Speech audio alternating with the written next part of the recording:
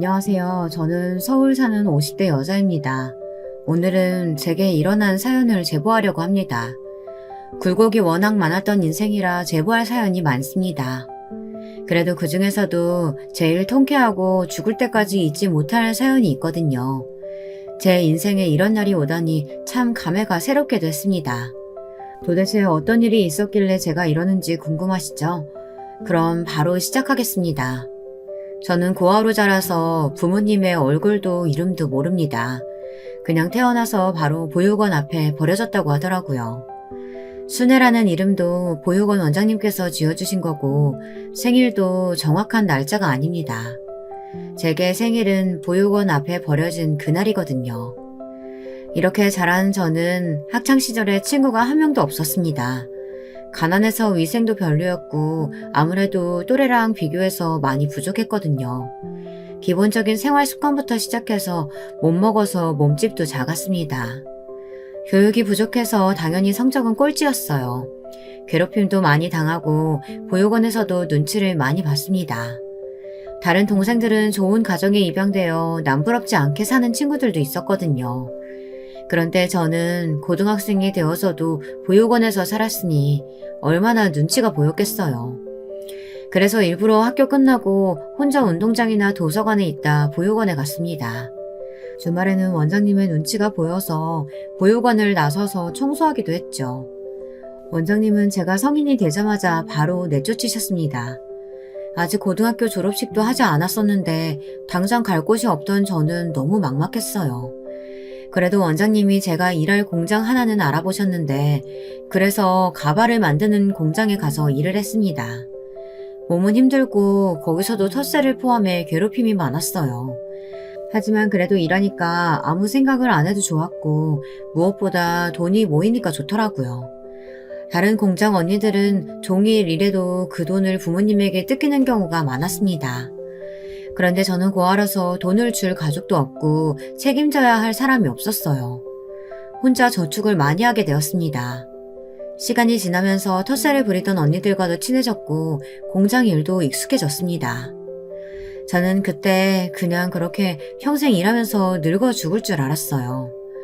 제가 고아니까 가정을 이룰 거라는 기대도 하지 않았습니다. 그런데 인생은 내 마음대로 흘러가는 것이 아니라는 것을 그때 처음 알았어요. 공장에서 3년 정도 일했을 때 갑자기 사장님이 공장을 폐업했거든요. 직원들에게 미리 알려준 것도 아니고 통보라서 얼마나 당황했는지 몰라요. 다들 원망해도 힘없는 노동자의 말을 들을 리가 없었죠. 그래도 3년을 일하면서 서로 힘들 때 같이 울고 좋은 일이 있으면 같이 웃으며 버텼는데 섭섭한 마음이 들었습니다. 그때 공장에서 제일 친하게 지내던 영숙이 언니가 제게 말했어요. 순애야, 나 이번에 그냥 고향 내려가려고 하는데 너 언니 따라서 올래? 너 태어나서 바다 실제로 본 적 한 번도 없다며.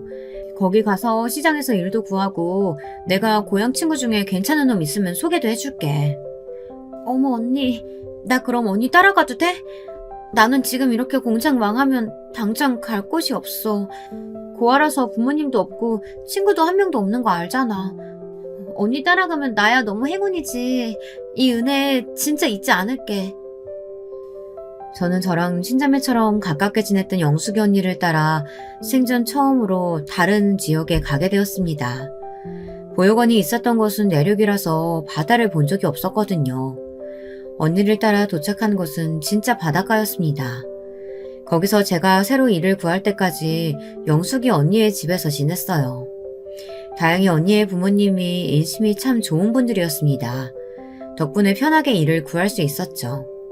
시장에 있던 국밥집에서 시장 내부의 다른 가게들이나 주변에 국밥을 배달하는 일을 구했어요. 공장에서 일했기 때문에 몸을 쓰는 일이라도 그렇게 많이 힘들지는 않았습니다. 그때 일했던 국밥집의 사장님도 굉장히 좋은 분이셨어요. 가족도 친구도 없는 제가 안쓰러운지 많이 챙겨주셨거든요. 그리고 저는 자연스럽게 영숙이 언니네 집에 돈을 주며 새를 사게 되었습니다. 새를 내기는 했지만 워낙 저를 많이 챙겨주셔서 딸처럼 지냈어요. 그때가 제 인생에서 몇 안 되는 행복했던 기간이랍니다. 그러나 저는 제 인생이 바뀌게 되는 경험을 하게 됩니다. 바로 영숙이 언니의 중학교 동창과 제가 연애를 시작하게 되었거든요. 일부러 언니가 소개해준 것은 아니었고 정말 우연히 술에 취한 언니를 주인 아줌마가 데리고 오래서 갔다가 눈이 맞았어요. 첫눈에 반한다는 소리 아시죠? 여러분은 그런 경험 있으세요? 저는 첫눈에 반한다는 말을 굳건하게 믿는 편이랍니다. 왜냐하면 제가 그 증인이니까요. 영숙이 언니의 동창이었던 상철 오빠와 저는 그렇게 사랑에 빠졌습니다. 그리고 약 2년의 연애 끝에 저는 청혼도 받게 되었습니다. 그리고 문제는 그때부터 시작되었어요. 오빠는 아버지와 함께 배를 타고 생선을 잡는 일을 하고 있었습니다. 그러면 어머니와 남동생이 횟집에서 그 생선을 파는 일을 했죠. 횟집이 꽤 큰 편이라 그 횟집을 모르는 동네 사람이 한 명도 없었답니다. 동네에서 알아주는 큰 횟집이라 부자였고 또 인물들도 나쁘지 않아서 남자친구와 그 동생은 인기가 아주 많았어요. 실제로 우리가 연애할 때도 대놓고 제게 질투한 동네 아가씨도 많았답니다. 고아에다 직업도 별로인 애가 뭐가 좋냐는 말을 눈앞에서 들을 정도였으니까요. 남자친구는 그런 말은 신경 쓰지 말고 오로지 우리 둘의 관계만 집중하라고 했죠. 문제는 제가 청혼 받고 난 뒤 생겼습니다. 바로 남자친구의 어머니가 난리가 나셨거든요. 횟집 사장님은 본인 아들이 결혼한다고 말하는 여자가 저라는 사실을 너무 싫어하셨습니다. 원래 성격 자체가 드센 분이었는데요. 죽어도 이 결혼을 성사시키기 싫은지 제가 일하는 국밥집에 찾아와서 제 머리채를 잡으셨어요. 야 이년아, 네가 우리 순진아 장난 꼬셨지? 내가 우리 아들들을 어떻게 키우는지 알아? 동네에서 유난이라고 할 정도로 애지중지 키웠어. 너처럼 근본도 없는 고아랑 결혼시키려고 그렇게 키운 줄 알아? 잠시만요 어머니. 이거 놓으시고 말씀하세요. 저 머리가 너무 아파요. 어머니 머리 다 빠질 것 같아요. 제발요. 어디서 어머니야? 내가 네 어머니야? 나는 너한테 어머니라는 소리 들을 생각 전혀 없다. 당장 네가 네 주제 알고 우리 아들하고 그만 만나. 알겠어? 우리 아들이 착해가지고 너 같은 년한테 순진하게 넘어가는데 나는 어림도 없어. 남자친구의 어머니인 횟집 사장님은 저를 찾아와서 진짜 시장 바닥에서 쥐잡듯이 잡으셨어요. 사람들이 쳐다보아도 전혀 신경 쓰지 않더라고요. 오히려 보란듯이 제게 근본도 없는 고아라는 소리를 지르며 머리채를 잡으셨습니다. 국밥집 사장님이 아무리 말려도 횟집 사장님은 덩치가 너무 좋아서 절대 밀리지 않더라고요. 결국 남자 셋이 달려들어 겨우 떼내게 됐습니다. 저는 그날 너무 어이가 없어서 영숙이 언니네 집에 가서 울면서 있었던 일을 말했어요. 그러자 영숙이 언니가 말하길 워낙 유난으로 동네에서 유명했다고 하더라고요. 특히 학생 때는 무슨 일만 생기면 학교에 와서 난리를 쳐 아들들이 외면했을 정도라고 했습니다. 그렇게 나대도 워낙 돈이 많으니까 다들 말을 못했던 거죠. 그 말을 들으니 저는 진지하게 헤어져야 하는 건가 생각했습니다. 그러나 그럴 수가 없었어요. 일단 남자친구와 저는 서로가 첫눈에 반했을 정도로 사이가 매우 좋았습니다. 아무리 횟집 사장님이 반대해도 오히려 우리의 사랑은 굳건해졌죠. 그리고 아주 결정적인 이유가 있었습니다. 바로 제가 임신했기 때문이었어요. 몸이 안 좋아서 병원에 갔더니 임신이라고 하더라고요. 지금과 달리 우리 때는 개인정보 보호라는 개념도 없었고 또 워낙 작은 동네에다 시골이라 소문이 매우 빨랐습니다. 제가 산부인과에서 임신 소식을 듣고 울자 금방 소문이 동네로 퍼졌어요. 결국 횟집 사장님은 또 국밥집에 찾아와서 제 머리채를 잡았습니다. 남자들이 달려들어 말려도 그때는 꿈쩍도 하지 않았습니다. 제가 살면서 들어본 욕 중에 그때 들었던 욕이 제일 살벌했어요. 온갖 쌍욕과 함께 제 몸을 때리는데 그러다 우리 아기를 잃을까봐 얼마나 무서웠는지 모릅니다. 나중에 남자친구와 그 동생이 와서 겨우 말려 풀려날 수 있었어요. 만신창이가 된 저를 보고 남자친구는 미안하다고 엉엉 울었습니다. 그렇게 영숙이 언니의 집에 갔더니 언니는 완전 횟집 사장이 미친 사람이라고 경찰에 신고하자고 하더라고요. 이런 사태를 구해준 사람은 경찰도 아니고 바로 누구였는지 아세요? 남자친구도 아니고 바로 제 시아버지였습니다. 남자친구의 아버지가 그래도 본인 아들의 자식을 임신한 여자에게 어떻게 그럴 수 있냐고 하며 저를 받아주셨어요. 제가 남자친구를 따라 시댁에 인사 갔을 때 시아버지는 매우 인자한 미소로 저를 맞이했습니다. 아직도 그 웃음을 떠올리면 제 입가에 웃음이 떠오를 정도로 기억에 남아요. 뭐? 며느리? 당신 말 조심해. 나는 저런 년 내 큰며느리로 들일 생각 전혀 없으니까. 지금 우리 아들 뒤로 결혼하자고 집안 좋고 예쁜 여자가 줄을 섰어. 그걸 알면서도 저런 애를 며느리로 들이고 싶어? 제정신이야? 당신도 그만해. 아이는 혼자만 들었어? 우리 장남이 책임진다고 하잖아. 나 따라서 배 타는 일도 계속하면서 대를 잇겠다는데 왜 그래? 당신이야말로 우리 아들이 계속 우리 옆에 살았으면 좋겠다며. 결혼하고 같은 집에서 살면 오히려 좋지. 시아버지는 시어머니가 저를 대놓고 욕해도 앞에서 막아주셨습니다. 그렇게 저는 시아버지 덕분에 결혼에 성공할 수 있었어요. 그렇게 임신한 상태로 시댁에 가서 살게 된 저는 지옥이 시작되었습니다. 시어머니는 그냥 저라는 인간 자체를 싫어하셨거든요. 저를 보면 지나가는 바퀴벌레보다 못한 취급을 하셨어요.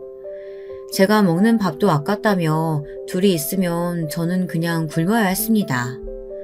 집에서 유일하게 제 편이었던 시아버지와 남편이 배를 타고 나가면 저는 그 시간 동안 내내 시어머니의 구박을 들어야 했습니다.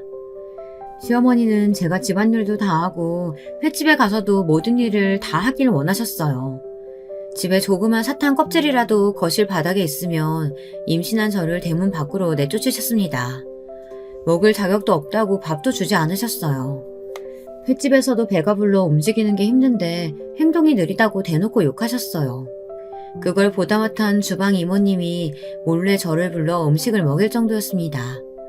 그때 직원들이 몰래 뒤에서 저를 챙겨주지 않았으면 그대로 쓰러져서 유산까지 했을 거예요.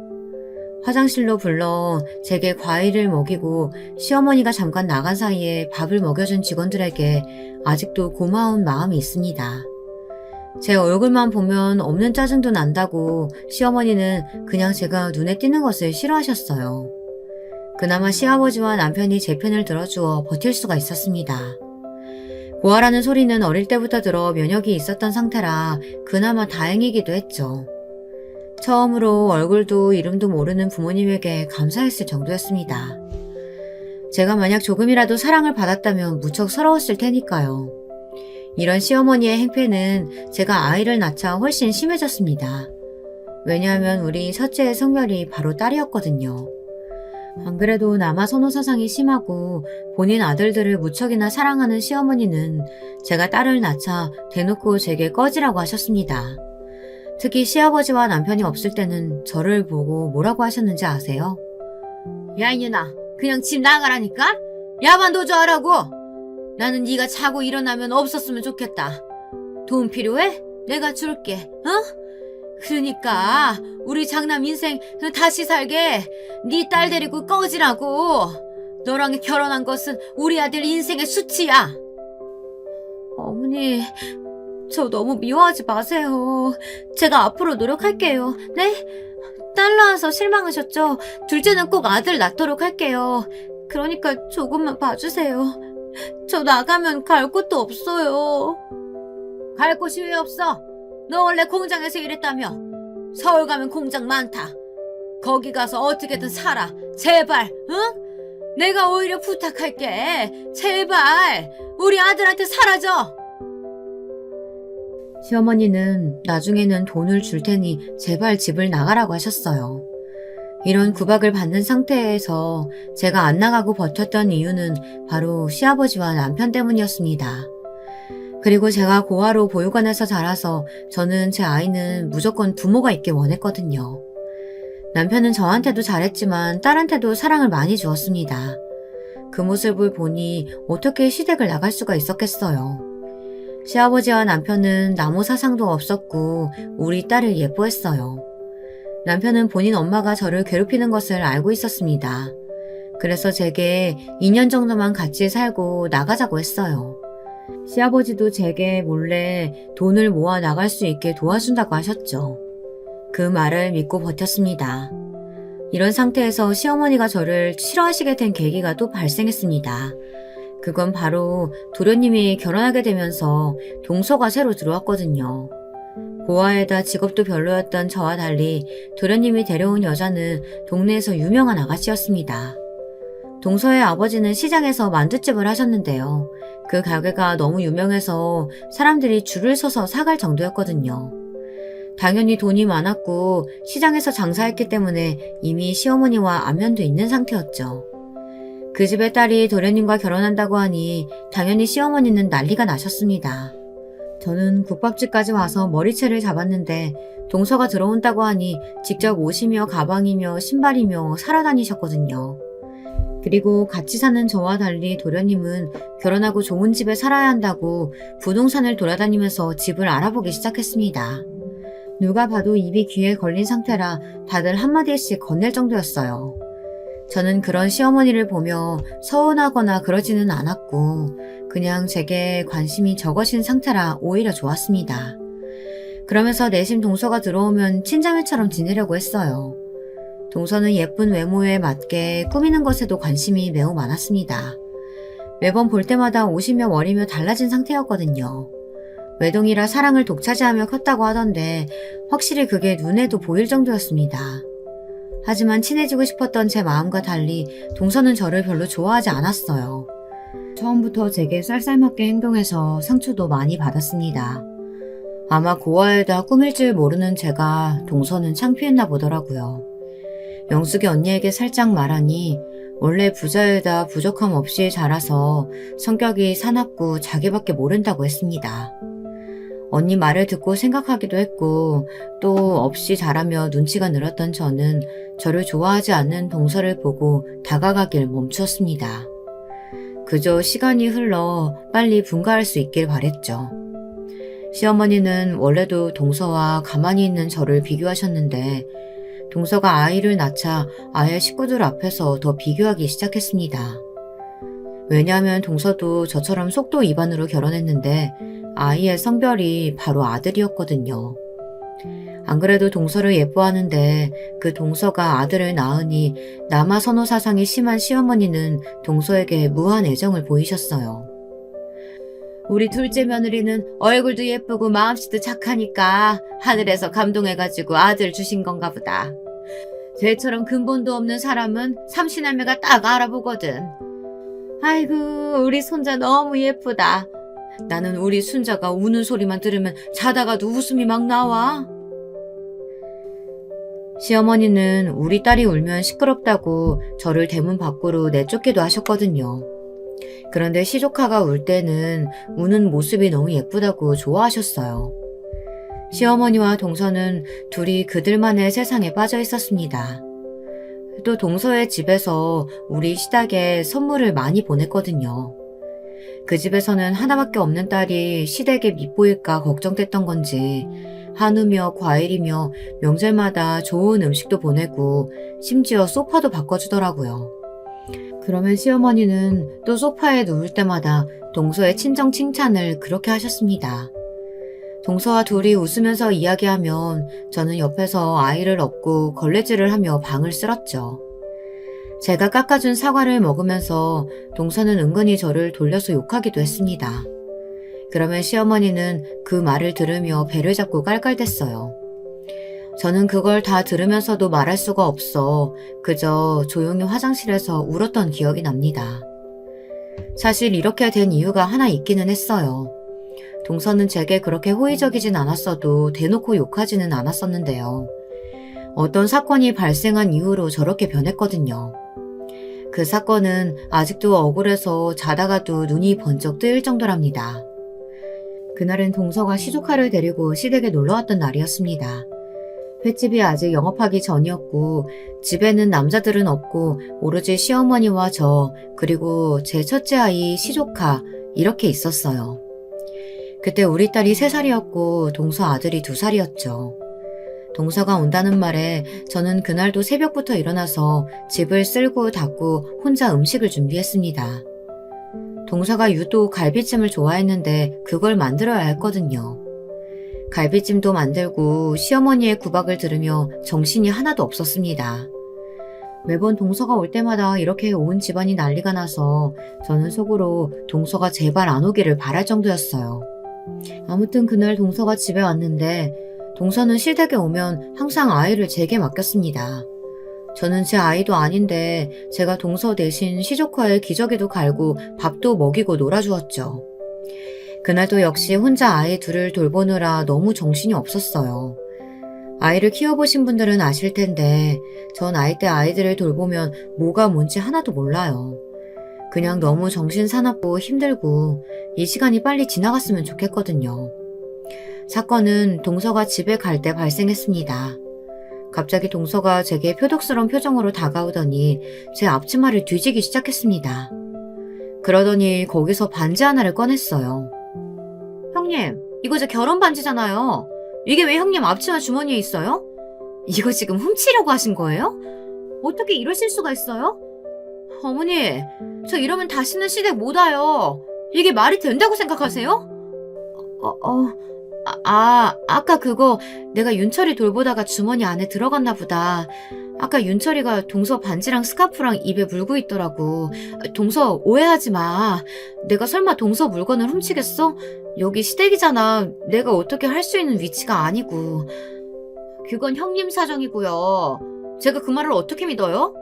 제가 윤철이 봐달라고 했지 언제 윤철이 손에 있는 반지랑 스카프 형님이 훔쳐가라고 했어요? 진짜 어이가 없네. 말이 되는 변명을 하세요. 동서는 제가 도둑이라고 몰아가기 시작했습니다. 저는 그런데 진짜 훔칠 생각이 없었고 그게 앞치마 안에 있는 줄도 몰랐어요. 아이를 돌보다가 손에 있는 것을 앞치마에 넣었던 건데 그게 일부러 그런 것은 아니잖아요. 아마 동서가 돌아간 뒤에 알았다면 반드시 동서에게 연락해서 돌려주었을 거예요. 그걸 훔친다고 해도 동네가 워낙 좁아서 만약 제가 그걸 팔았으면 금방 소문이 났을 거였거든요. 시어머니는 옆에서 당연히 제가 미쳤다고 등짝을 때리며 당장 사과하라고 난리였습니다. 동서는 표독스럽게 저 때문에 다시는 시댁에 못 오겠다고 난리가 났죠. 결국 저는 동서에게 제 잘못도 아닌데 빌었습니다. 그날 동서가 집에 가고 시어머니는 제게 도둑년이라며 난리가 났어요. 너무 억울했지만 제가 아무리 말해도 들을 사람들이 아니었죠. 이 반지 사건 때문에 시어머니는 우리 딸과 저를 더 미워했습니다. 동서랑 사이는 돌이킬 수 없는 길을 건너게 되었죠. 이런 상태에서 저는 인생 최악의 시기를 맞이하게 되었습니다. 이때는 어떻게 버텼는지 모르겠어요. 이 사건은 시어머니가 친정에 갔을 때 일어났습니다. 시어머니의 친정은 차로 1시간이 걸리는 곳이었어요. 급한 일이 있어 친정으로 간 시어머니의 빈자리가 너무 좋았습니다. 구박하는 사람이 없으니 그냥 가만히만 있어도 웃음이 나왔어요. 남편도 결혼하고 제가 처음으로 활짝 웃는다고 좋아했습니다. 그런데 이 행복은 오래가지 않았어요. 왜냐하면 시어머니가 친정으로 갔던 셋째 날에 그만 시아버지와 남편이 바다에 갔다가 죽은 상태로 오게 되었거든요. 그날은 비가 무척 많이 오던 날이었습니다. 그래서 저는 걱정되어 둘에게 바다에 가지 말라고 했어요. 천둥까지 치던 날이라 무서웠거든요. 하지만 시아버지와 남편은 배를 탄 지가 오래되어 이 정도는 끄떡 없다고 하더라고요.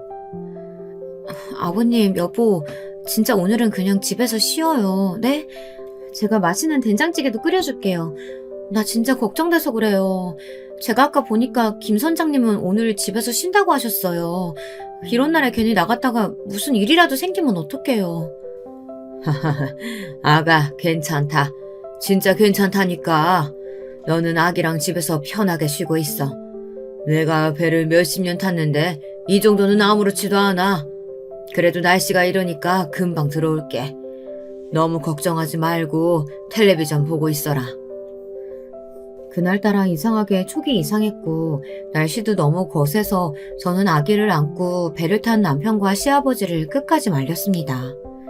그런데 둘은 너무나도 완고한 상태였어요. 결국 배를 타고 바다에 나갔는데 그 모습이 사라질 때까지 우는 아이를 업고 보다 집에 돌아왔습니다. 그러다 아이를 재우다가 같이 잠들었는데 누군가 문을 세게 두드렸어요. 눈을 비비며 나갔더니 영숙이 언니가 온 얼굴이 눈물로 덮인 채로 제게 시아버지와 남편이 죽었다고 하더라고요. 순간 소름이 돋으며 현실을 믿을 수가 없었습니다. 영숙 언니는 집에 와 우리 아이를 대신 안고 저를 끌고 선착장으로 향했어요. 거기에 갔더니 진짜 둘의 시체가 나란히 바닥에 있었어요. 저는 죽은 남편과 시아버지를 보고 눈물도 나오지 않았습니다. 아마 현실이 믿기지 않아서 그랬던 것 같아요. 그 뒤로 무슨 정신으로 시어머니에게 연락했고 장례식을 치렀는지 모릅니다. 장례식 때 시어머니가 제게 죽일년이라고 말하면서 때렸던 것이 얼핏 기억이 나요. 그냥 멍한 상태로 계속해서 허공을 바라봤던 것 같습니다.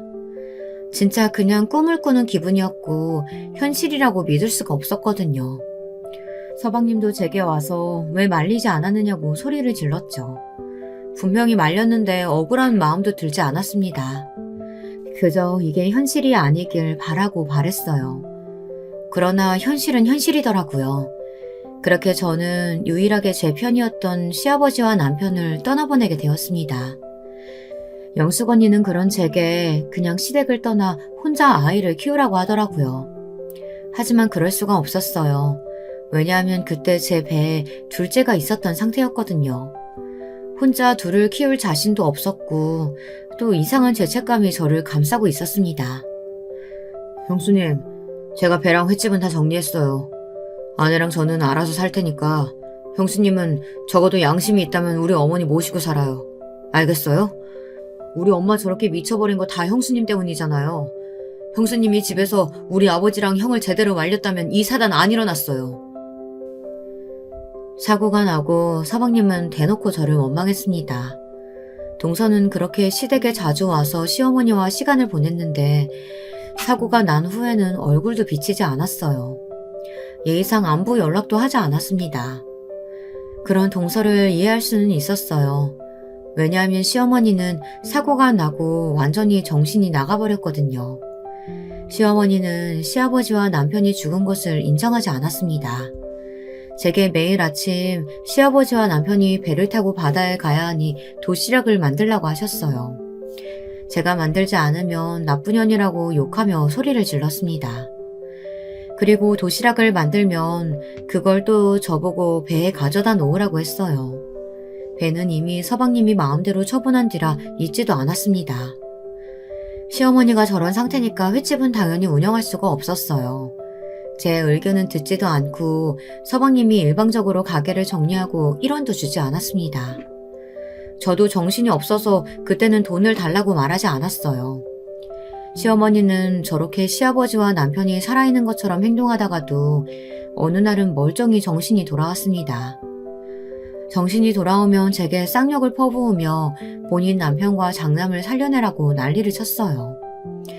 문제는 저한테만 그러는 것이 아니고 우리 딸한테도 미친 행동을 하기 시작했습니다. 어느 날은 제가 집안일을 하느라 시어머니를 신경 쓰지 않고 있었는데 집을 둘러보니 시어머니와 우리 딸이 없더라고요. 순간 촉이 이상해서 집안을 뒤졌는데 둘은 아예 밖으로 나간 것 같았습니다. 불길한 마음에 임신 막달인 몸을 이끌고 밖으로 나갔더니 시어머니가 글쎄 우리 딸을 바다에 던지려고 하는 거예요. 주위에서 사람들이 말려서 그나마 딸은 목숨을 유지할 수 있었습니다. 그 광경을 보고 저는 시어머니에게 사고 이후로 처음으로 소리를 질렀어요. 어머니, 도대체 왜 이러시는 거예요? 제발 정신 차리세요. 이런다고 아버님이랑 남편이 살아 돌아오지 않는다고 몇 번을 말해요. 제가 평생 모시고 산다고 했잖아요. 제발 용서하세요. 네? 이 새끼만 소중하냐? 나도 내 새끼 소중해. 옛말에 어린아이를 바다에 던지면 바다에 사는 신이 앗아간 목숨을 돌려준다고 했어. 나는 내 새끼랑 내 남편 보고 싶단 말이야. 시어머니는 우리 딸을 바다에 던지면 시아버지와 남편이 되돌아온다고 믿더라고요. 그 모습을 보고 저는 너무 힘들어서 엉엉 울었습니다. 사실 그때 형편이 너무 어려웠어요. 시아버지와 남편이 죽으면서 사망보험금이 나왔는데 그것도 서방님이 저 몰래 다 가져갔더라고요. 당장 생활비가 없어서 서방님 집으로 가면 동서가 매우 쌀쌀맞게 대했습니다. 그러면서 배랑 가게도 본인들이 정리해서 다 돈을 가져갔는데 우리에게 줄 돈이 없다고 하더라고요. 시아버지가 워낙 인맥이 넓어서 장례식장에 많은 사람들이 왔는데 받은 부의금도 없다고 했습니다. 아무리 따져도 동서와 서방님은 시어머니나 제대로 모시고 살라고 하더라고요. 제가 시어머니를 모시고 살려면 돈이 필요하다고 끝까지 돌아가지 않고 버티면 겨우 2만 원, 3만 원 정도를 주었습니다. 비참하고 자존심이 상했지만 그거라도 없으면 당장 어린 딸과 시어머니를 굶겨야 해서 눈물을 머금고 가져왔던 기억이 나요. 저라도 밖에서 일하려고 해도 시어머니는 저렇게 미쳐있고 딸은 어리고 게다가 저는 임신한 상태여서 일할 수도 없었습니다. 그나마 남편이 독립한다고 모아두었던 돈이 있어서 그걸로 버티던 상태였어요. 하지만 그 돈이 전부라는 것을 아니까 있어도 쓸 수가 없더라고요. 만약 그 통장이 바닥나면 그때는 진짜 길거리에서 살아야 했으니까요.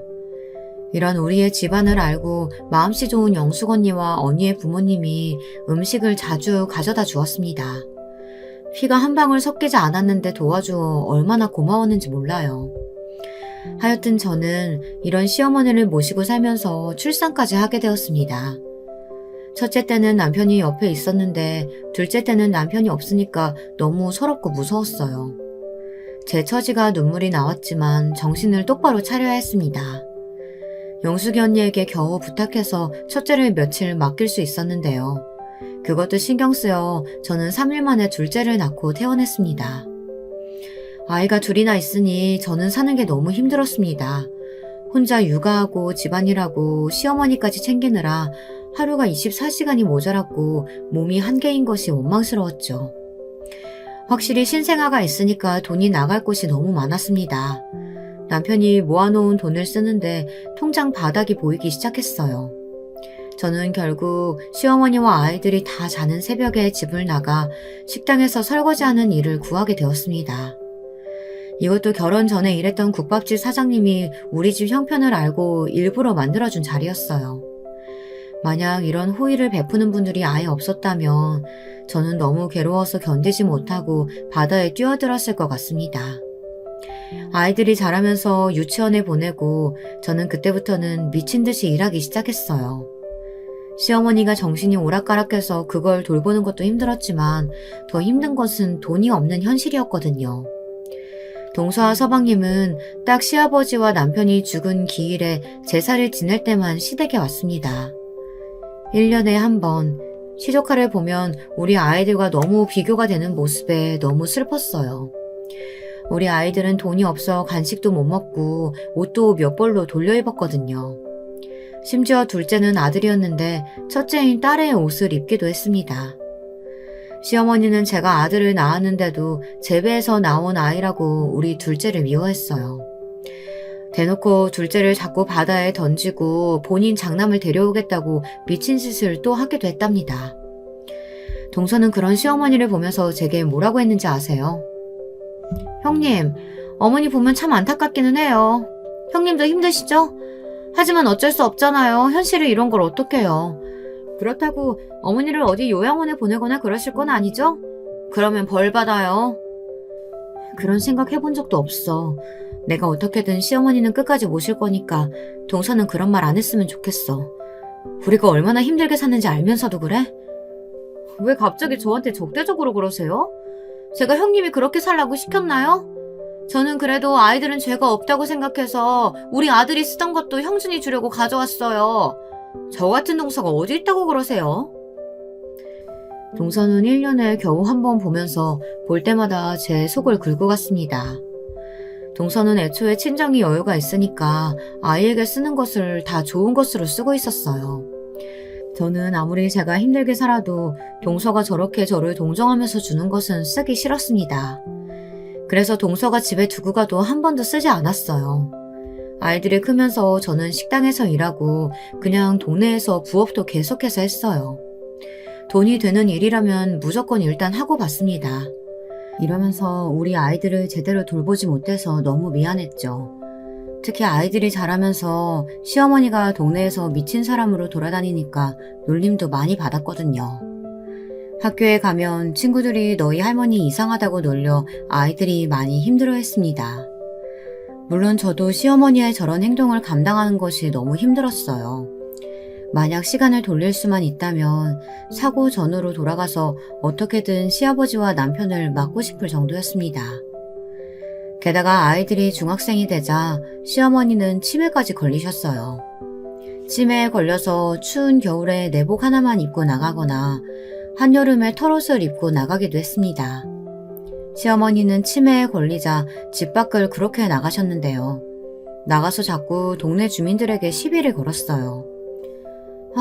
너희 시어머니 때문에 네가 마음고생 장난 아니겠다. 진짜 나는 하루도 못 버틸 것 같아. 제일 최악은 바로 너희 시동생하고 동서야. 시동생은 특히 본인 엄마가 저런 상태면서 어떻게 나 몰라라 할 수가 있어? 언니, 말도 마. 나는 이제 포기했어. 저게 사람인가 싶다니까. 본인 엄마를 저렇게 방치하는 게 말이 되냐고. 나는 그래서 이제 오죽하면 저런 미친 시어머니가 안쓰러울 지경이야. 그렇게 아들들을 사랑했는데 버림받았잖아. 제 유일한 지인인 영숙이 언니는 제게 틈만 나면 서방님과 동서를 욕했습니다. 서방님은 본인 엄마가 동네에서 어떤 취급을 받는지 알면서도 모른 척하기 바빴어요. 심지어 나중에는 제사 때도 오지 않더라고요. 제가 횟집과 배를 팔고 남은 돈으로 제목도 있지 않느냐고 했더니 유산 소송의 시효 기간이 지났다면서 제게 돈에 눈이 멀었다고 했습니다. 시어머니는 치매 걸린 뒤로 유난히 몸이 많이 아팠어요. 제가 서방님에게 그래도 병원비는 조금 내달라고 했는데 그것도 거절하더라고요. 그래서 저는 사랑하는 아들에게 이렇게 버림받는 시어머니가 안쓰러울 지경이었습니다. 이런 시어머니는 우리 아들이 고등학생이 되자마자 돌아가셨어요. 저는 하도 시어머니에게 당한 것이 많아 돌아가시면 마냥 기쁠 줄 알았는데요. 그것도 아니더라고요. 허무하고 허탈한 마음이 더 컸습니다. 제사 때 오지 않던 서방님과 동서는 그래도 시어머니의 장례식이라고 참석했습니다.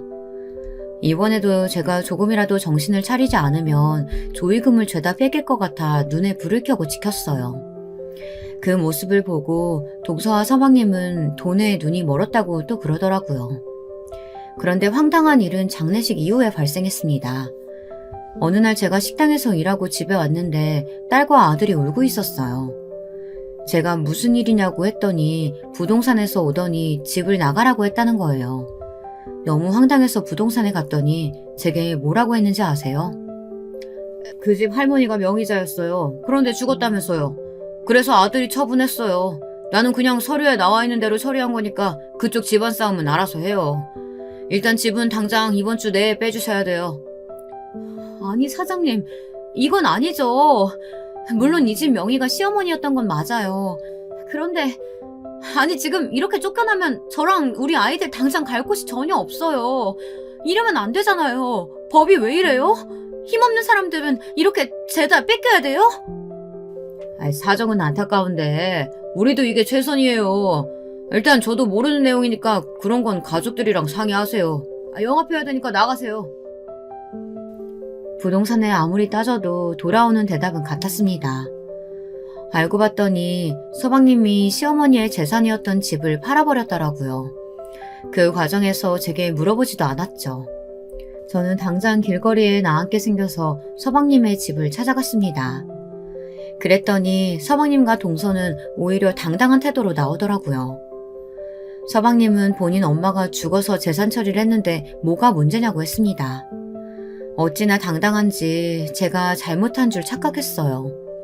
동서는 애초에 친정에 돈도 많다면서 불쌍한 제게 너무 차가웠습니다. 제가 엉엉 울면서 제발 살려달라고 빌자 서방님과 동서는 본인들이 자선사업가는 아니라고 하더라고요. 결국 저는 그대로 쫓겨나 영숙이 언니의 집에 가 얹혀 살았습니다. 너무 눈치가 보여 일주일 만에 단칸방을 구해서 나왔는데 잠도 오지 않더라고요. 영숙이 언니는 제게 서방님과 동서 욕을 하느라 밤을 새울 정도였어요. 단칸방을 구하고 저는 그때부터 미친 듯이 일하기 시작했습니다.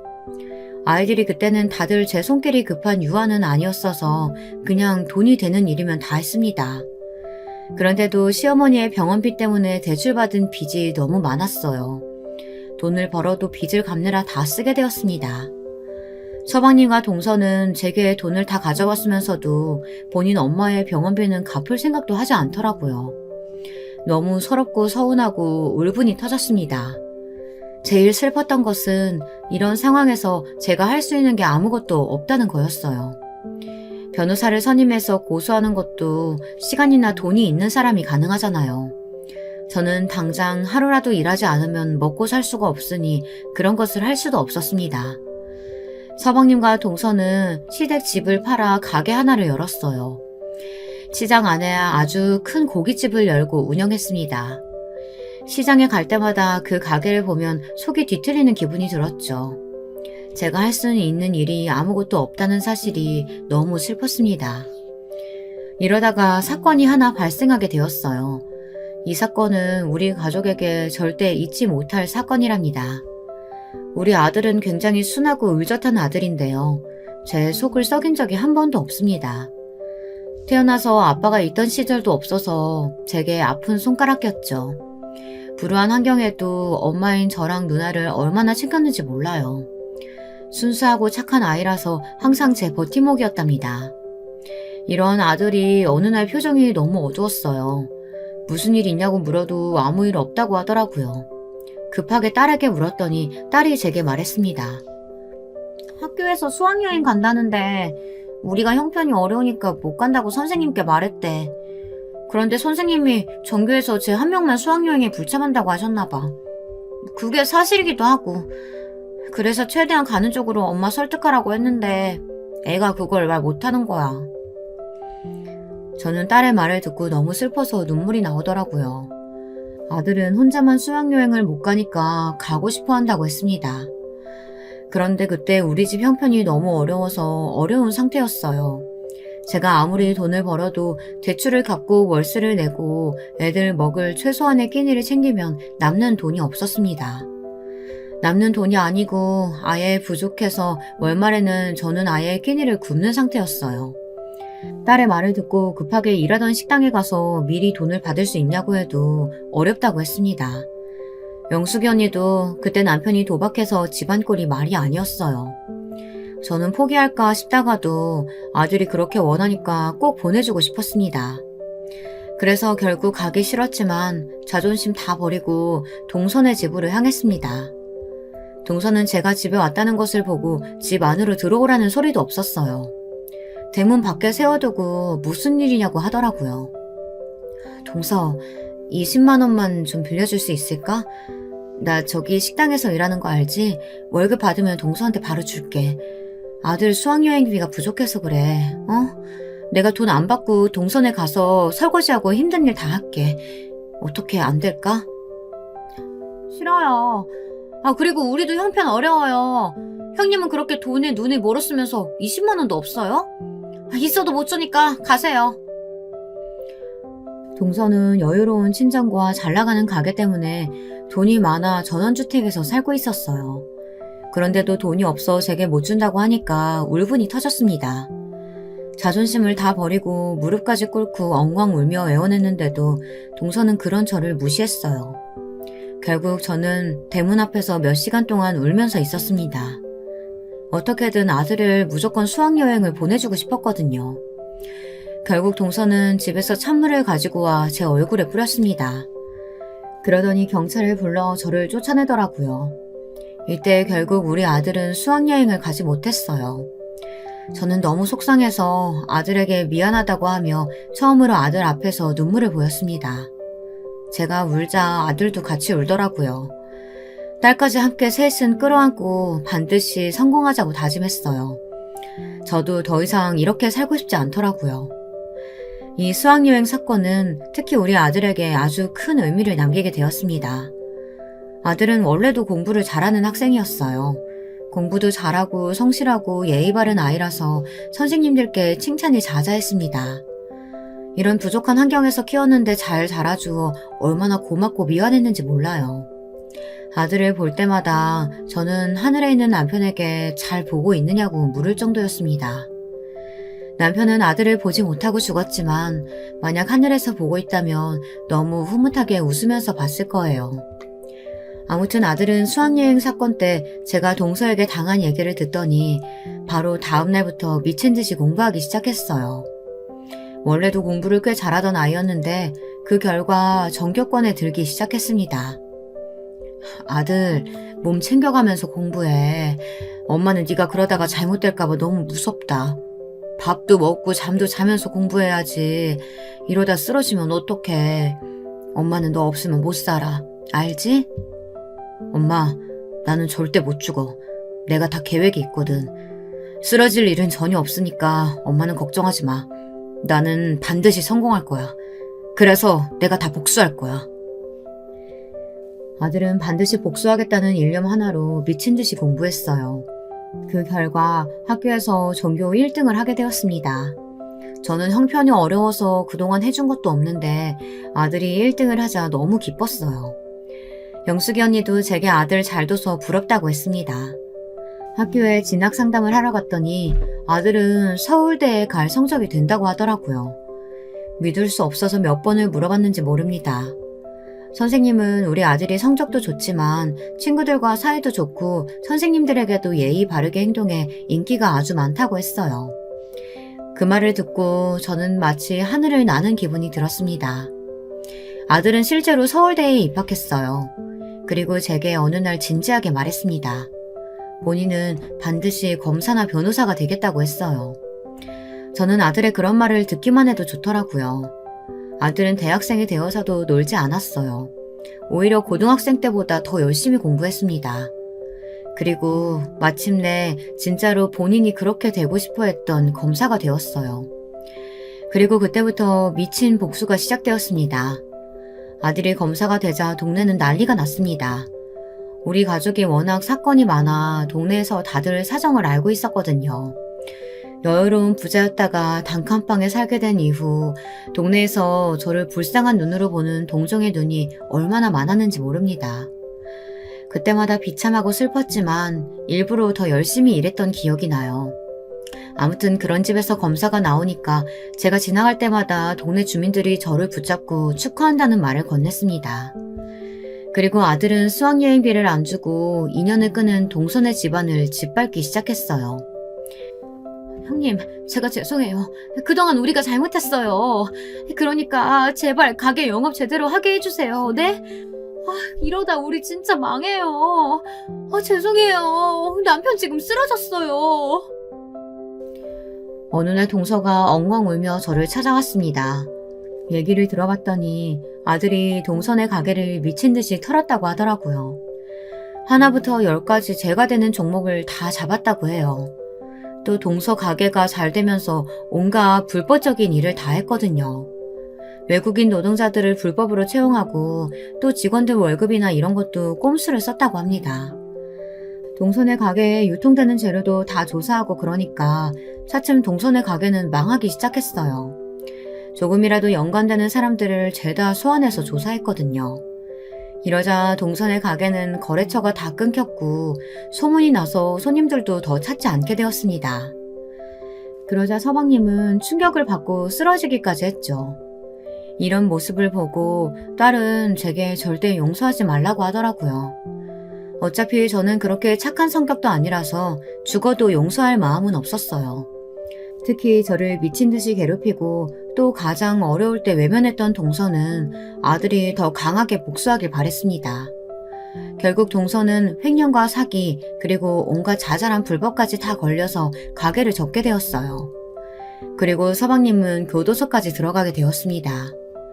그 과정을 옆에서 보면서 얼마나 통쾌했는지 몰라요. 아들은 본인이 이렇게 행동하고 싶어서 미친 듯이 공부했다고 하더라고요. 서방님이 교도소에 가고 동선의 집안이 망하는 것을 보고 저는 미련 없이 그 지역을 떠나 서울에 정착했어요. 그래서 지금은 아들 덕분에 제가 호강하면서 살고 있답니다. 요즘은 가끔 과거에 있었던 일들이 믿기지 않아요. 너무 힘들어서 생각하고 싶지도 않은 마음도 있습니다. 아무튼 이런 일들이 다 지나가고 저는 남편과 시아버지가 그렇게 보고 싶었어요. 우리 아들의 울음소리도 듣지 못하고 하늘로 갔지만 하늘에서 얼마나 뿌듯하게 보고 있을까요? 여러분, 제가 준비한 사연은 여기까지입니다. 다들 재미있게 들으셨다면 다행이에요. 저는 앞으로 남은 인생은 딸과 아들과 서울에서 행복하게 살려고 합니다. 남편과 시아버지 몫까지 열심히 살려고 해요. 제 사연 들어주셔서 진심으로 감사합니다. 여러분, 다들 행복하세요. 여러분, 두 번째 사연 시작하기 전에 좋아요, 구독 꼭 눌러주실 거죠? 그럼 두 번째 사연 바로 시작합니다. 안녕하세요. 너무 서러워 하소연할 곳이 없어 여기에다가라도 익명으로 제 사연을 남겨봅니다. 사는 게 어찌 이런 벼랑 끝에 매달려 있는 것 같은지 모르겠습니다. 참으로 허망하고 절망스러워 이대로 나뭇가지를 놔버려도 될까 생각하지만 그럼에도 하루하루 연명하듯 살아가고 있는 늙은이입니다. 모든 게 저의 죄였다면 죄였을까요? 부디 힘없는 늙은이의 하소연을 끝까지 들어주시면 좋겠습니다. 저는 어렸을 적 바닷가 근처 마을에서 새 오빠들과 함께 자랐습니다. 제가 집안의 막내였고 오빠들과는 터울이 많이 난지라 저를 퍽 귀여워해 주었어요. 물론 지금은 세상을 다 떠난 분들이시지만 그 당시 어린 시절 추억을 생각하면 참 가슴이 많이 애립니다. 아버지는 전국을 돌며 일을 하시는 분인지라 얼굴 보기 쉽지 않았지만 그래도 한 번씩 육지 냄새를 묻혀오는 아버지의 품이 그리도 따스할 수가 없었어요. 아버지가 그러시는 동안 어머니는 간단히 소일거리를 하시며 저희 4남매를 키우셨어요. 자라면서 오빠들이 어머니 일거리를 도와주기도 하고 장남인 첫째 오빠가 빨리 취업을 해 집안 살림에 큰 보탬이 되어주었어요. 그런데 큰오빠는 사실 몸 한쪽이 불편했어요. 어린 시절에 소아마비를 앓고 나서 그 후유증으로 다리 한쪽이 틀어지신 게죠. 변형이 왔다고 해야 하나요?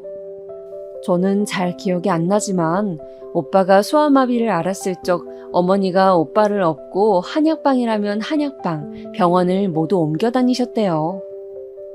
그 덕분인지 다행히 목숨은 건졌지만 오빠는 후유증으로 늘 절뚝거리며 걸었는데 동네 아이들은 고세를 못 참고 오빠를 향해 다리병신이다, 다리병신이 지나간다 하고 놀리곤 했어요. 저는 말 못하고 그걸 묵묵히 참고 있는 오빠가 불쌍하고 가여웠고요. 근데도 오빠는 그저 바보처럼 웃으며 괜찮아, 얼른 집에 가서 어머니 도와드리자 하고 제 손을 잡고 집으로 가시곤 했어요. 오빠는 화도 안 나? 쟤네들이 저러는데 내가 확 혼내줄까? 아니야, 오빠는 화나는 거 없어. 오히려 다리가 이 정도라도 되니 걸을 수 있어 다행이지. 동네 아이들이 돌을 던져 다리 한쪽이 깨지고 돌아와도 슬픈 기색 없이 늘 이렇게 말하던 오빠. 오빤 제겐 정말 바보같이 착한 오빠였어요. 먹을 게 별로 없던 집안에서도 늘 저 먼저 먹으라며 챙겨주고 동생들 힘든 거 없는지 살펴주고 그런 오빠의 모습을 좋게 본 가게 사장님이 다행히 오빠를 취직시켜 주신 거죠.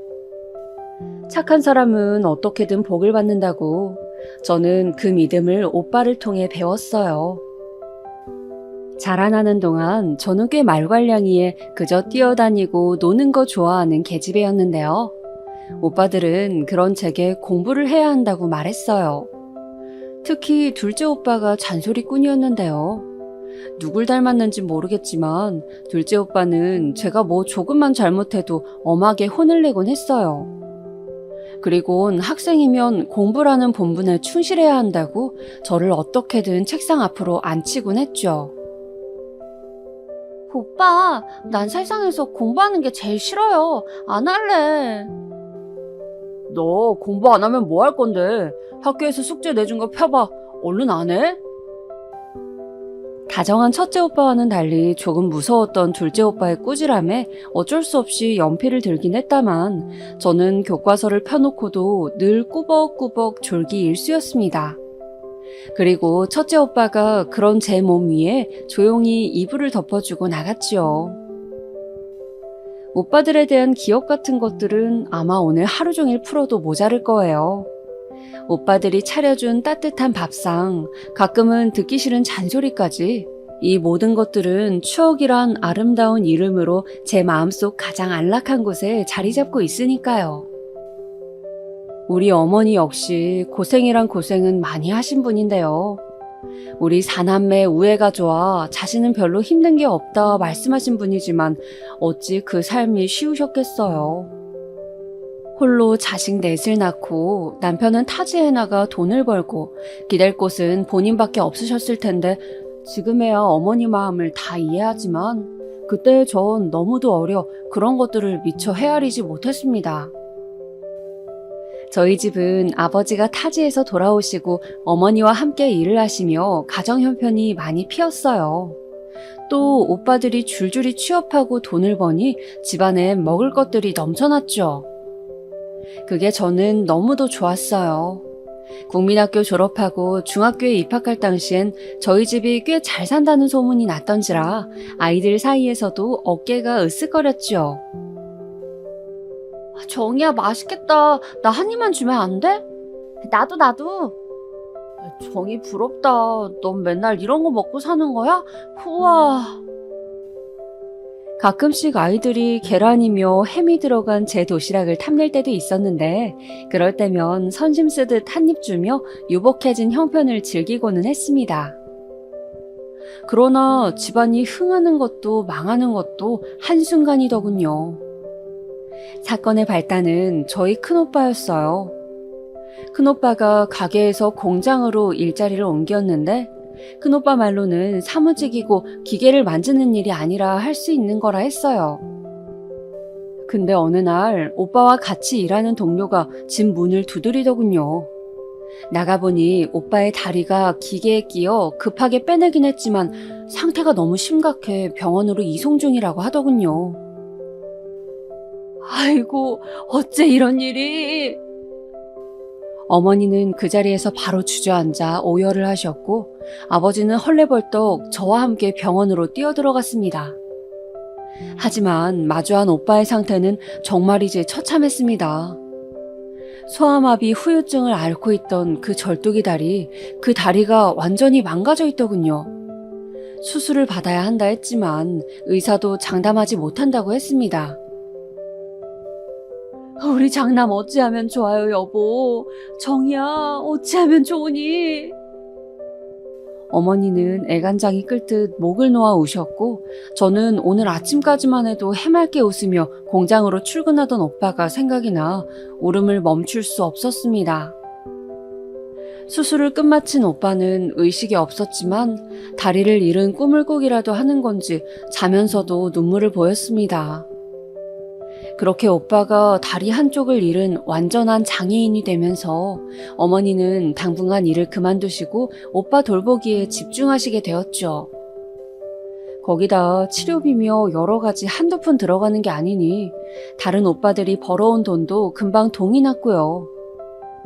그리고 그때 저는 시집을 가든 취업을 하든 해야겠다고 생각했어요. 가정 형편도 기울어져 가고 저라도 다른 곳에서 제목하며 사는 것이 어머니 아버지 걱정을 덜어드리는 길인 것 같더군요. 그러던 길에 마침 괜찮은 자리를 발견했어요. 친하던 언니가 저를 데리고 서울로 가주겠다고 하더라고요. 거기서 같이 자기랑 살면서 일을 하자고요. 정이야, 서울이 돈도 많이 주고 여기 있는 것보다야 훨씬 나아. 나랑 같이 가자. 늘 서울을 동경하던 언니였는데 언니는 저를 꼭 데리고 가고 싶어 했어요. 서울 너무나 낯선 곳이었기에 어머니나 아버지나 처음엔 안 된다고 했고 그럼에도 제가 가겠다 오기니 어쩔 수 없이 허락하셨어요. 정이야, 꼭 거길 가야겠니? 그냥 여기서 우리랑 살다 시집가도 될 터인데. 아니에요, 엄마, 아빠. 나 열심히 일해서 어떻게든 우리 집 살림에 보탬이 될 거예요. 잘할 수 있어요.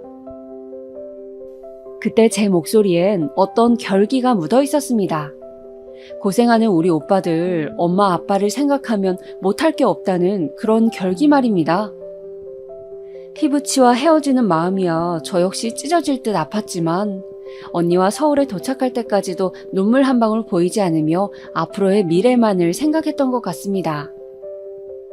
언니나 저나 수중에 가진 돈이 많지 않아 어쩔 수 없이 열악한 방 한 칸에서 서울살이를 시작했는데요. 돈이 없으니 밥을 굶는 건 일상이었습니다. 허나 그렇게 비참함의 길목을 헤집고 헤집다 언니도 저도 같은 곳에 취직을 할 수 있게 됐습니다. 바로 동네 밥집이었는데요. 손님이 많고 장사가 잘 되는 집이라 돈을 많이 줄 것 같아 택한 거였어요. 언니와 저 둘 다 주방 일과 음식 나르는 일 두 가지를 다 했는데 10시간 동안 쉬지 않고 일하니 처음에는 당장이라도 때려치고 싶을 정도로 너무너무 고단했어요. 집만 오면 녹초가 되어 바닥에 쓰러져 자곤 했죠. 허나 그럼에도 돌아오는 돈은 그리 많지 않아 슬슬 서울 생활에 회의감이 생겼죠. 그러던 어느 날 우연히 식당에 놀러온 손님 한 분이 제게 관심을 보이면서 서울살이가 즐거워지기 시작했어요. 자기는 사업을 하는 사람인데 여기 식당 밥맛이 좋아 서울에 오면 이곳부터 들린다고 했어요. 가게를 끝날 때쯤 아주 늦은 시간에 와 밥을 먹고 갔는데 그러다 보니 가끔은 저와 이런저런 이야기를 할 수 있었죠. 저희는 보통 고향 이야기를 많이 했어요. 정희 씨는 고향 그립지 않아요? 나는 나주가 고향인데 요즘은 고향 생각이 참 많이 나요. 어머니 아버지도 그립고. 고향이 나주예요? 저도 그래요. 근데 내려갈 수도 없고 그냥 가끔 가다 사진 한번 보고 그러는 게 전부죠. 그 사람은 옷차림이나 말하는 거나 좀 달랐어요. 사업하는 사람이라 그런지 말투나 가벼운 행동 같은 것들도 무척 세련되어 보였고요. 나와 다른 세계 사람 같아 그런지 슬슬 어떤 사람인지 궁금해지더라고요. 근데 이런 제 관심을 알아차렸는지 그 사람은 언젠가부터 제게만 따로 팁이라며 돈을 주고 갔고 어느 순간에 이미 우리는 결혼을 약속하는 사이가 되어 있었죠. 결혼을 할 때서야 정말 오랜만에 친정 식구들을 만났는데 정말 몇 시간 내내 이야기꽃을 피웠던 것 같아요. 어머니가 장작불에 구워주신 고구마를 베어 먹으면서 이런저런 그간의 이야기를 나누는데 제 손을 꼭 잡아주며 잘 살아야 한다 정이야 하고 따뜻하게 말씀해 주시는데 눈물이 고였습니다. 그렇게 설레는 마음으로 시작한 결혼 생활이었지만 현실은 달랐습니다. 일단 남편은 사업을 하는 사람인지라 집에 자주 들어오지 못했어요. 미안해, 당신 혼자 집에 있게 해서. 대신 이번 출장 빨리 끝내고 돌아올게. 알았어요. 난 괜찮으니 여보 몸 조심해요. 결혼하고 얼마 안 돼 바로 애가 생겨 그때는 제가 뱃속에 첫 애를 베고 있을 때였는데 남편은 거의 집에 있던 적이 없었어요. 그 바람에 너무 외로웠습니다. 남편은 사업이 잘 돼 이때를 놓치면 안 된다며 나중을 생각해서라도 자기가 더 열심히 일해야 한다고 했고요. 그렇게 몇 달에 한 번 남편을 보던 와중 첫째 애를 출산했을 때야 다시 그리운 남편과 재회할 수 있었는데 눈물부터 나더라고요. 그리고 그간 참고 있었던 저는 남편에게 한 가지를 부탁했어요. 아이도 낳았고 하니 이젠 좀 출장 가지 말고 집에 있으면 안 되냐고요. 혼자 있으니 너무 외롭고 힘들었어요. 그냥 돈 좀 덜 벌어도 되니까 집에 있으면 안 돼요? 근데 남편은 제 말에 길게 한숨을 내쉬더니 그건 안 된다고 하더라고요. 자기가 그러면 우리 집 살림은 누가 책임지냐면서요. 그러더니 그리 외로우면 시댁에 들어가 사는 게 어떻겠냐 말하더라고요. 시댁을요? 우리 부모님이 애기도 잘 봐줄 거고 당신도 잘 대해줄 거야. 전번에 어머니가 당신 들어오는 게 어떻겠냐고 말씀도 꺼내셨어. 시부모님이 그때까진 무섭고 불편한 존재였기에 그건 좀이라고 말하며 말끝을 흐렸지만 남편은 자기 자리를 그렇게라도 메워주고 싶은 건지 제게 계속 시댁에 들어가 살라 말했어요. 거기다 시부모님까지 이 얘기를 들었는지 남편이 다시 떠나자 여자 혼자 집에 있으면 위험하다고 무섭게 말씀하시더군요. 처음 몇 번은 거절을 했지만 그것도 한두 번이지 시부모님의 부탁을 마냥 거절할 순 없는 노릇이라 어쩔 수 없이 들어가 살게 되었죠. 하지만 시댁 들어가니 다시 외로워도 좋으니 돌아가고 싶을 정도로 생활이 고단하고 퍽퍽했습니다. 시부모님은 그저 저를 한낱 종으로 대했는데 그 정도가 어느 정도였는지는 말할 길이 없습니다. 한겨울에 아이 없고 얼음띤 물에 시누이부터 시작해 온갖 시댁 식구들 빨래를 하는 건 일상이었고 삼시세끼도 모자라 5끼를 차려내야 할 때도 있었습니다.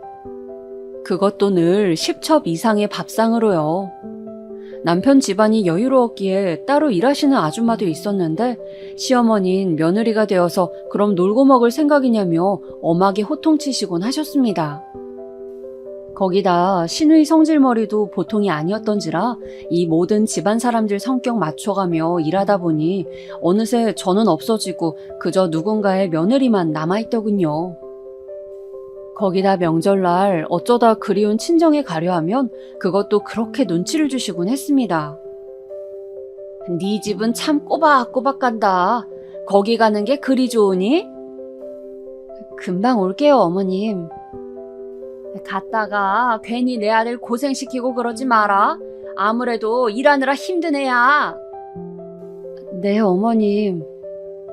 아유, 엄마도 참. 이제 들어가세요. 남편이 겨우 말려 집에 들여보냈었기에 망정이지 따라오기라도 할 기세였습니다. 그렇게 자기 아들은 아끼고 도시면서 며느리는 왜 그것에 반에 반대접도 안 해주시는 건지 서러움이 목 끝까지 차오르던 세월이었어요. 그것을 남편에게 푼 적도 있었지만 남편은 그때마다 곤란한 표정을 지었어요. 당신 마음도 이해하는데 나이 드신 부모님한테 대들 순 없잖아. 라고 하면서 말입니다. 생각해보면 남편은 참 우유부단한 사람이었습니다. 거기다 나중엔 저 몰래 저지른 일을 생각하면 정말 제게 못할 짓을 한 사람이었죠. 남편은 그 시절 여전히 출장이 많았는데 한 번씩 여자의 향수 냄새 같은 걸 묻혀오곤 했습니다. 눈치가 없는 건 아니라 설마 했지만 내 남편이기에 믿고 넘어갔죠. 젊은 분들은 이해가 안 되시겠지만 제 시절엔 많이들 그리 참고 넘어가고 살았습니다. 그저 제게 귀하고 소중한 건 제 자식뿐이었죠. 우리 아들 커가는 낙, 저를 엄마라고 불러주며 안기는 그 얼굴만이 제 삶의 전부이고 이유였습니다. 그래서 그랬던 걸까요? 특히 첫애에 대한 애착이 무척이나 강했습니다. 제게 떼어놓을래야 뗄 수가 없는 존재였죠. 또 첫애에 대한 애착이 강해진 계기가 하나 더 있었는데요. 첫애는 저희 오빠처럼 어린 시절 자주 아팠습니다.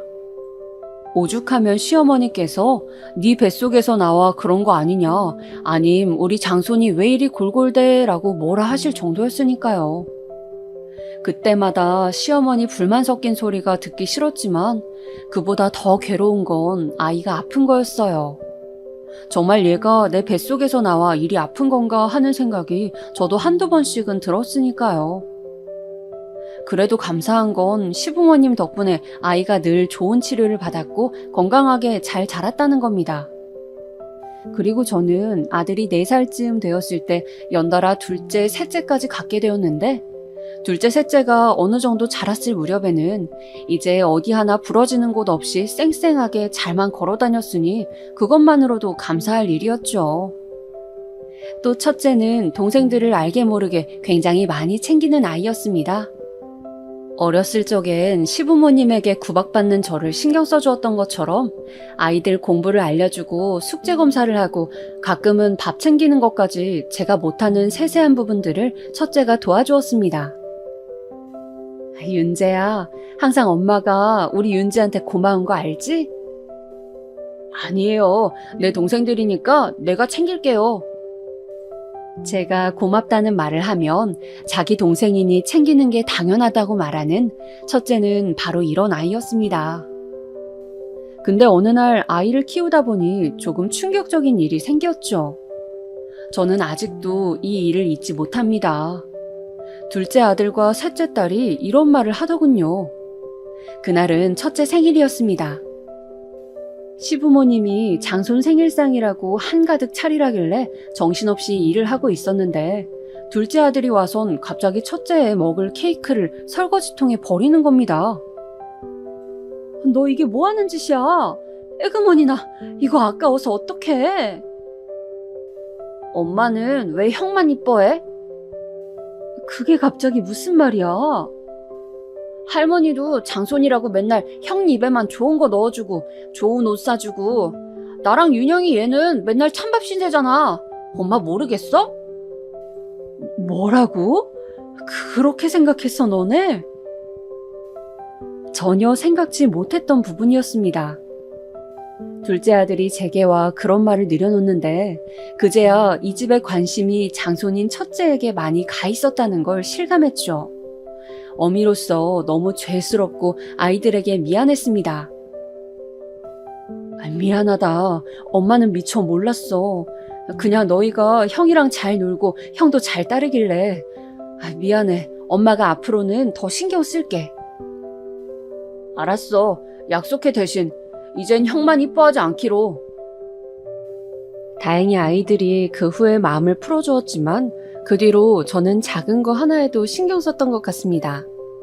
시부모님의 관심이 첫째에게만 가지 않도록 사랑이 공평하게 느껴지도록 말입니다. 다만 저는 바뀔 수 있어도 시부모님은 그러실 분들이 아니었기에 할머니가 형만 이뻐하는 건 할머니의 잘못된 생각이야. 알지? 그건 너네가 이해해줘야 해. 라고 말을 덧붙이곤 했습니다.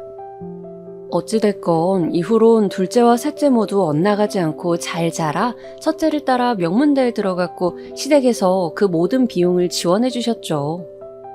이때까지만 해도 저는 고달팠지만 그래도 자식들 바라보며 산 세월 아깝지 않다고 생각했습니다. 외려 잘 자라줘 고맙다고 생각했어요. 그런데 불행은 한순간에 찾아오는 것이더라고요. 시작은 남편이었어요. 언젠가부터 제 눈을 피하며 대화를 하지 않으려 하던 남편이 어느 날은 잔뜩 술에 취해 집에 들어와선 대뜸 이혼을 요구했습니다. 야, 우리 이제 살 만큼 살지 않았냐? 그만 이혼하는 게 어떠냐? 여보, 그게 갑자기 무슨 소리예요? 이혼이라뇨, 갑자기 무슨... 나 사실 같이 살고 싶은 여자가 생겼다. 미안하다 정말. 나도 많이 생각해봤어. 근데 더는 안 될 것 같아. 우리 이만 갈라서자. 손이 부들부들 떨려왔습니다. 내가 뭐 때문에 지금껏 이 시집살이를 참고 살아왔는데 당신 하나 보고 자식 키우며 살았는데 지금 이제 와서 다른 여자 생겼다며 가정을 깨트리자니 당신 미쳤어요? 알아, 다 알아. 위자료 넉넉히 챙겨줄게. 그러니까 헤어져주라 부탁할게. 아니요, 그것만은 절대 못 해줘요. 절대 안 돼. 내가 왜 해줘야 해? 못 들은 걸로 할게요. 그렇게 말하고 돌아섰지만 눈물이 후두둑 흘렀습니다. 아이들이 대학 가고 난 후 홀로 시부모님 모시며 살던 시기 벼락같이 찾아온 이 일은 제 마음을 무너뜨리고 또 무너뜨렸습니다. 참 어찌 사람 마음이 이렇게 얄팍할 수 있는지.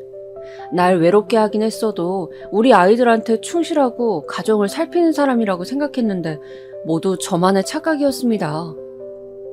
다음날 남편이 마음을 고쳐먹고 술 취해 한 말이니 잊어달라며 용서해달라고 했지만 그 상처는 평생의 상처가 되었습니다. 거기다 남편이 또 바람필 거란 보장이 없는 것도 아니었죠.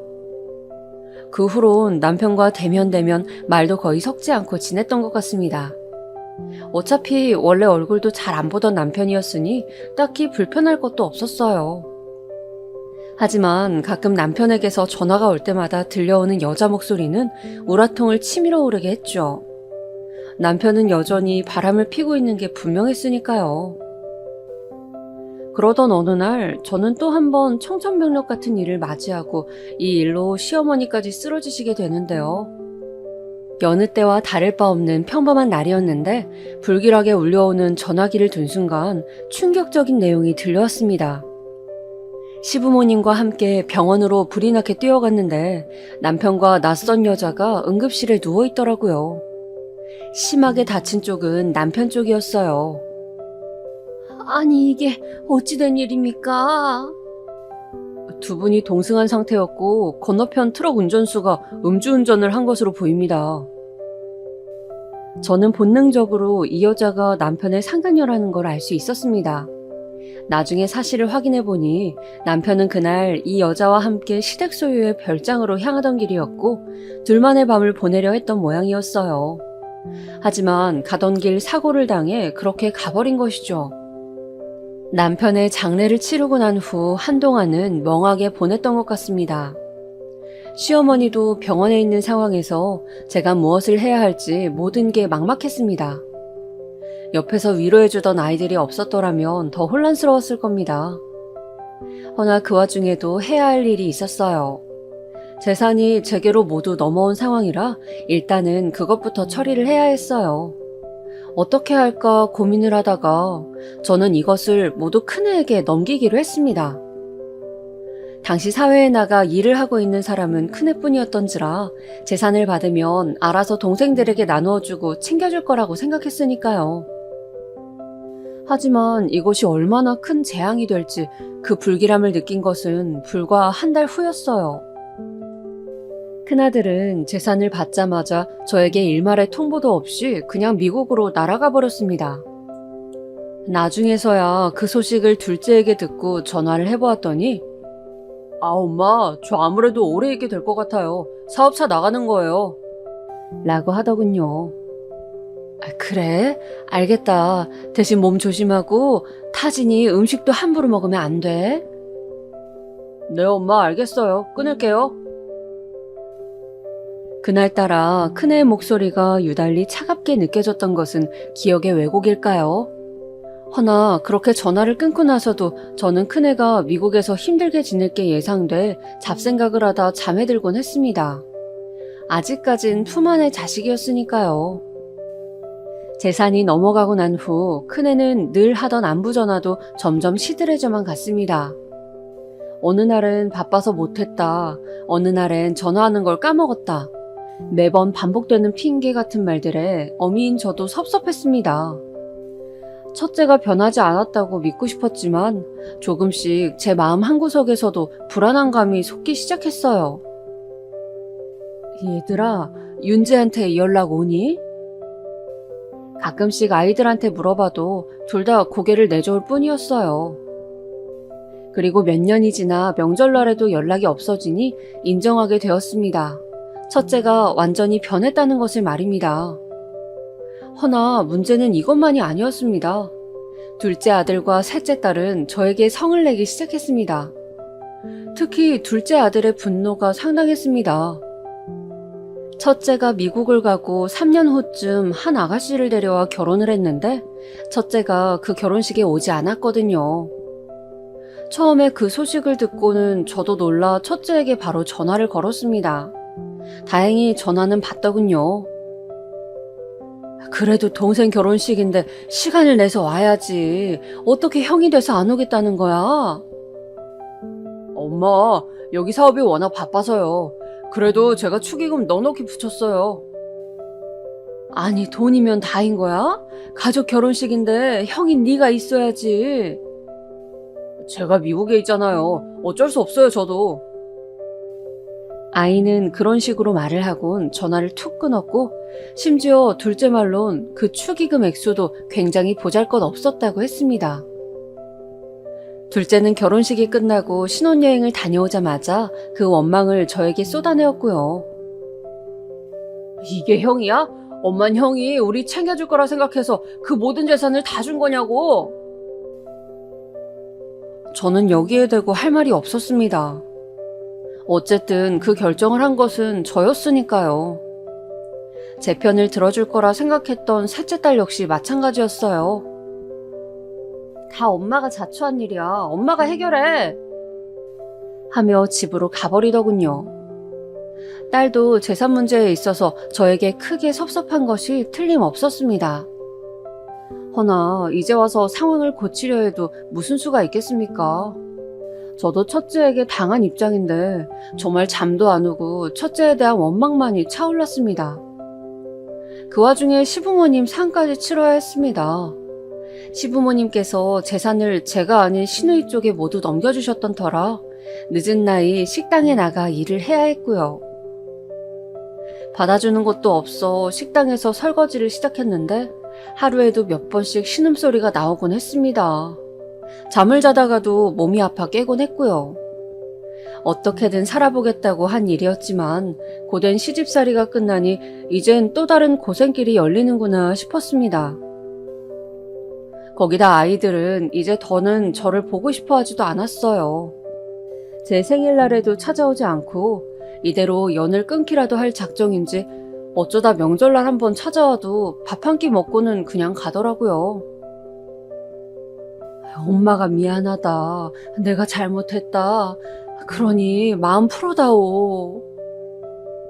언젠가는 애들을 불러놓고 이렇게 빌기도 했지만 둘 다 쎄한 반응이었어요. 물론 제가 잘못한 것이긴 했지만 한편으로는 애들에게 섭섭했지요. 하나뿐인 부모에게 이렇게까지 해야 하나 싶어 말입니다. 그런데 그런 저를 셋째 딸이 집으로 불러 이런 이야기를 하더라고요. 엄마 기억나? 둘째 오빠가 첫째 오빠 케이크 버렸던 거. 그날 엄마가 우리한테 미안하다 그랬잖아. 기억나지 그럼. 그날은 왜? 그날 할머니가 둘째 오빠 불러놓고 얼마나 매질을 했는지 몰라. 장손한테 그랬다고. 감히 형한테 그랬다면서 말이야. 엄마한테 말하지 말라며 나까지 혼을 내는데 얼마나 기가 막히던지. 그런 일들이 어린 시절에 너무 많았어. 모래알같이 너무 많아서 헤아릴 수가 없을 정도라고. 솔직히 엄마한테도 오빠만 아픈 손가락이었잖아. 거기다 나는 계집애라고 아무도 관심 가져주지도 않고. 그러니 우리가 이러는 거 엄마도 이해해줘야 한다고 생각해, 난. 상상도 못했던 이야기였습니다.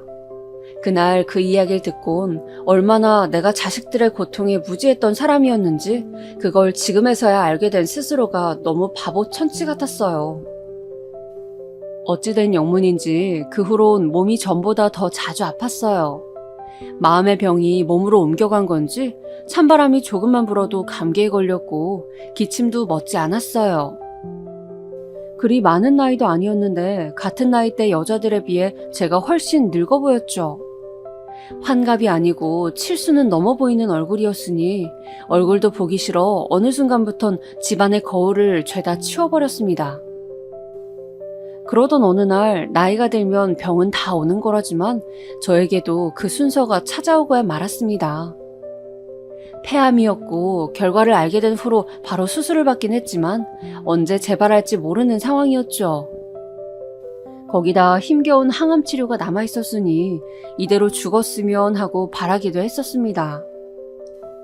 사실상 좁은 방 한 칸에 내 몸 하나 건사하고 사는 것도 벅찼고 항암 치료비로 돈이 나가면 또 일을 해야 하는 처지였는데 그 현실을 견디기도 버거웠으니까요. 거기다 찾아와주는 사람도 없이 홀로 침대에 누워있으니 자꾸 우울한 생각만 하게 되더군요. 그런데 사람이 죽으라는 법은 없는지 어느 날 너무나 그리운 얼굴이 찾아왔습니다. 기다리고 기다리던 얼굴이었어요. 소식 듣고 왔어요. 일단 저희 집에 있으면서 치료 받으세요. 바로 내 자식들 둘째와 셋째였습니다.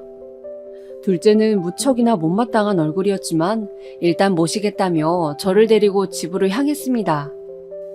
자식들이 나를 원망하지 않고 받아준 것만으로도 고마워 저는 아무 말 없이 눈물을 흘렸습니다. 완전히 용서해준 거라고 생각지 않았지만 갈 데 없는 부모를 내버려두지 않았다는 사실 하나만으로도 감격스러웠어요. 그런데 그 와중에 며느리 얼굴이 눈에 밟혔습니다.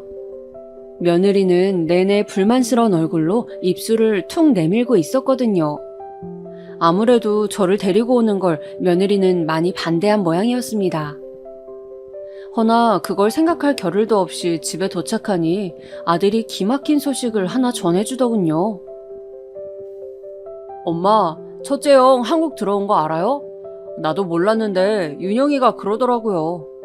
근데 웃긴 게 형한테 어제 가서 돈 좀 빌려달라 했더니 뭐라는 줄 아세요? 자기 돈 없대요.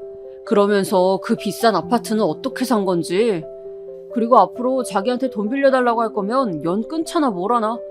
나는 진짜 형 이런 모습 볼 때마다 이가 갈려요. 그랬니? 아들이 그 말을 하는데 저절로 고개가 숙여지더군요. 죄인이 된 것 같아서요.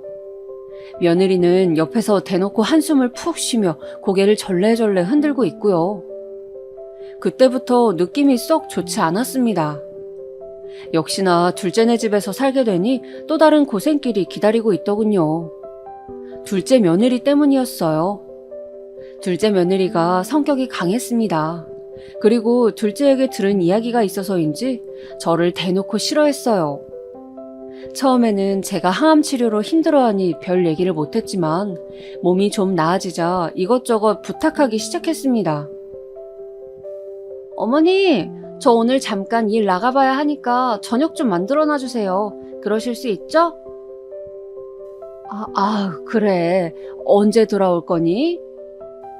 그것까지 알아서 뭐 하시게요. 몰라요. 저녁 늦게나 되어서 와요.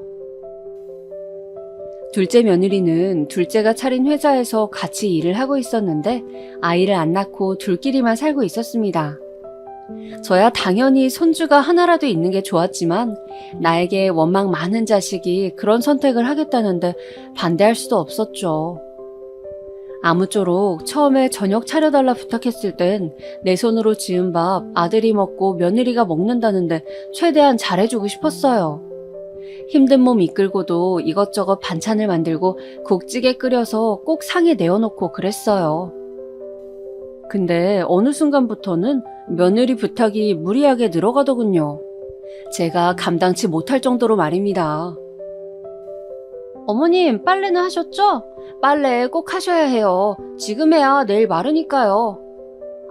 그리고 밥 드시면 설거지 꼭 하시고요.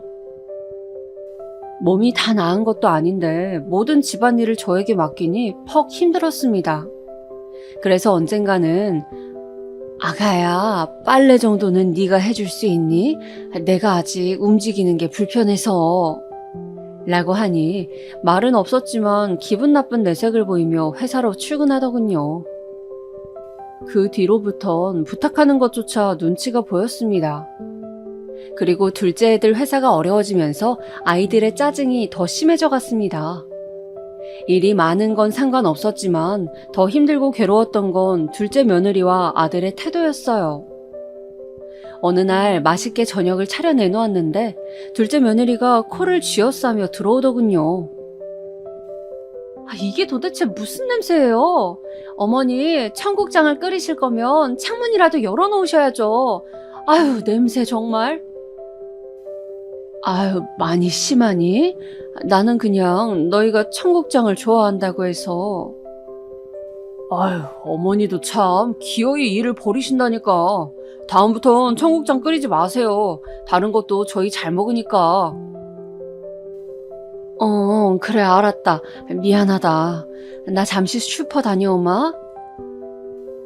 아들도 저를 한심하게 보는데 순간 너무 비참해지더군요. 아들 며느리 먹이겠다고 열심히 끓인 게 후회가 되면서 괜스레 내가 왜 여기서 이러고 있나 싶었어요. 눈물이 나올 것 같아 그날은 영하의 날씨였지만 얼른 잠바를 걸치고 나와 오갈 데 없는 거리를 정처 없이 방황했습니다. 셋째 딸에게 전화라도 해볼까 싶었지만 반기지도 않을 것 같아 그냥 공원 벤치에서 몸을 웅크리고 추위에 떨다 돌아왔죠. 여기서 끝이 아니었어요. 아이들이 회사 사정이 어려워지면서 생활비를 팍 줄여야겠다, 어째야겠다, 저들끼리 이야기를 나누더니 그러더라고요. 어머니, 앞으로 야채 사는 거 마트 말고 재래시장 이용하세요.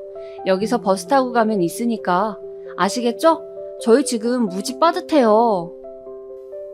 재래시장을? 거긴 멀지 않니? 이 동네가 아닌 걸로 아는데. 지금 우리가 그런 거 따질 형편인 줄 아세요? 한 푼이라도 싼 거 먹어야 한다고요. 저도 뭐 이러고 싶겠어요? 아휴, 정말. 그리고 돈도 돈이지만 재래시장 물건이 훨씬 싱싱하고 좋아요. 이렇게 우리 마음을 몰라주신다니까, 여보. 엄마, 이 사람 말 들으세요. 재래시장이 싸요. 거기 걸로 음식 해주세요. 사실 재래시장 왕복 1시간 반은 걸리는 거리였고 아무리 버스 타고 다니는 거리였지만 그 짐을 다 들고 다니기엔 저도 힘에 부쳤습니다. 근데 애들이 사정이 어렵다 하니 뭐라 할 수가 없겠더군요. 그래서 일주일에 2번씩 왔다 갔다 하며 장을 보고 다녔어요.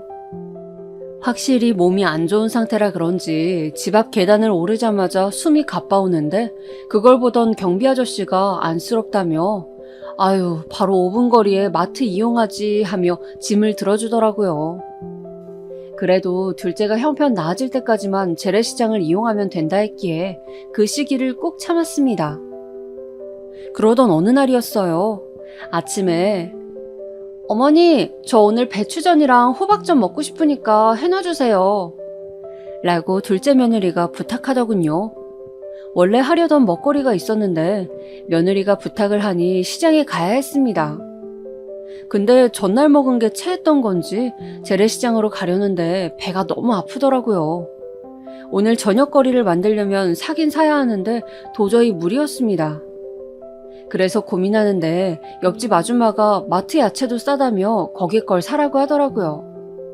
그 말에 저는 오랜만에 마트에서 편하게 장을 보고 집으로 돌아왔습니다.